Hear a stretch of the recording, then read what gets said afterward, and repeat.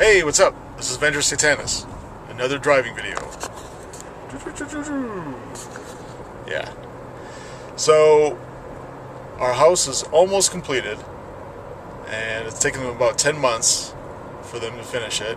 We're finally getting a driveway, at long last, and I want to do something special because I was there when they're pouring it, because they're pouring it in stages. I think it's going to take them like 2 or 3 days of pouring because it's a big driveway, 4-car garage.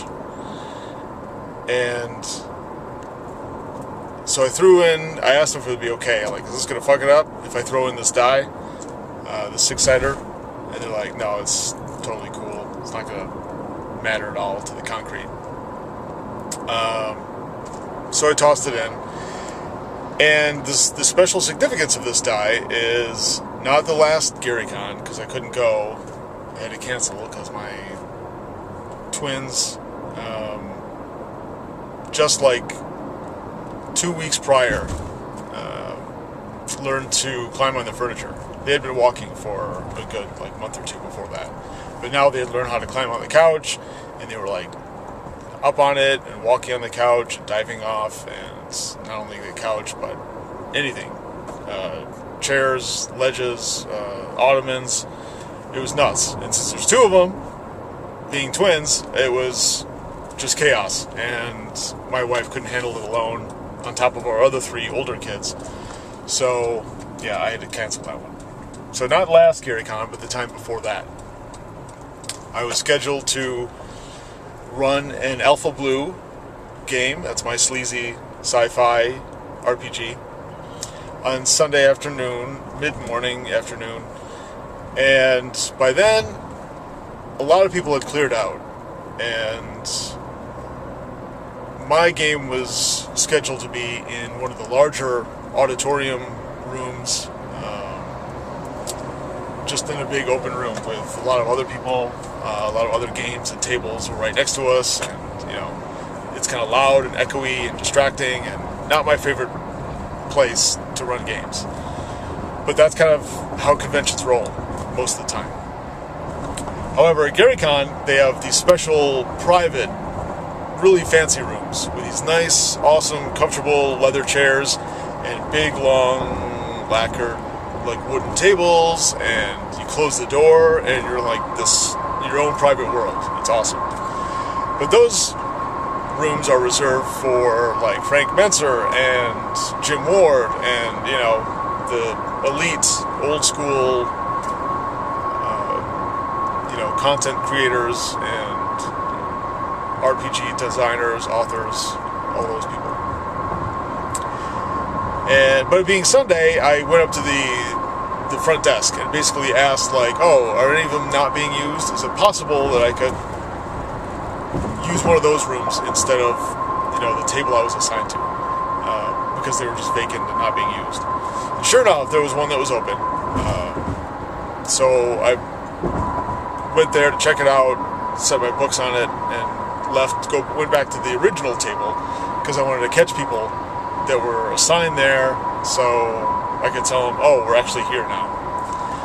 So as I was going back and waiting, I looked underneath the table, and there was a die that was just sitting there underneath the table, and it was a blue 6-sider.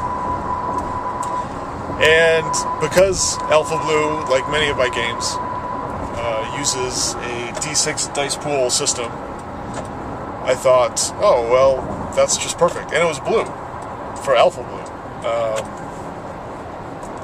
And so I picked it up and took it with me, and I used it during the game. And it was a really great game. A lot of fun. And then I went home after that. So just a lot of good experiences, good memories, and it just seemed like fate somehow, or the universe talking to me. So that's the dye that I threw in to the concrete. They made a little hole as they were pouring it and scraping it and smoothing it, and I tossed it in. And funnily enough, it was somewhere between a 3 and a 6. It was just kind of totally at an angle, but it was like a toss-up between a 3 or a 6.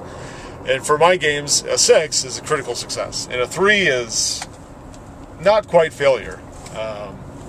Maybe it's overall failure, but there's a silver lining, or you didn't really do what you wanted to, but there's a glimmer of hope. And that just kind of seemed perfect, because nothing is ever truly decided ahead of time. I believe that there is such a thing as fate and destiny and all that, but you still make your own fate. And when it comes down to it, it's in that moment you have a choice, and you can decide how things are going to go. And you got to keep working at them, because if you just kind of let the universe decide, a lot of times you're going to get the shaft. So you got to have your hand on the wheel like this, and make sure that you're directing things. Things are going to go your way, or at least influence them, even if you can't. There's a lot of things you don't have control over in life, but at least you can exert some sort of influence. Sometimes that's enough. And, it's up to me, basically. With my life, and my games, and my family, and friends, and everything. It's up to me to decide, how I'm going to approach things, and you don't know. You don't know if it's going to be a 3 or 6. I'm a fortunate individual in general, so I have a good feeling, and I'm glad I didn't get somewhere between a 1 or a 2. 1 being a critical failure, 2 just being normal failure. That's it. That's the end of the video. But it was kind of cool, because I threw that in. That's going to be buried inside the concrete in the driveway of our house forever, or until the post-apocalypse actually happens and the acid rain wears away the concrete and the rebar and everything is in ruins. So until then, have a good one. Enjoy. Game like you mean it, and check out my blog, Venger's Old School Gaming Blog. It's good stuff on there, and I update it regularly with all kinds of cool things. So, yeah.